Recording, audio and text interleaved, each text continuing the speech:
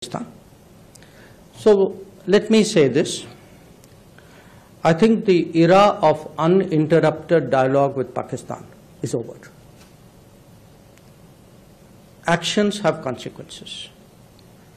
And insofar as Jammu and Kashmir is concerned, I think 370 is done. So the issue today is what kind of relationship can we possibly contemplate with Pakistan. Rajiv suggests that perhaps India is content to continue at the current level of relationship. Maybe yes, maybe no.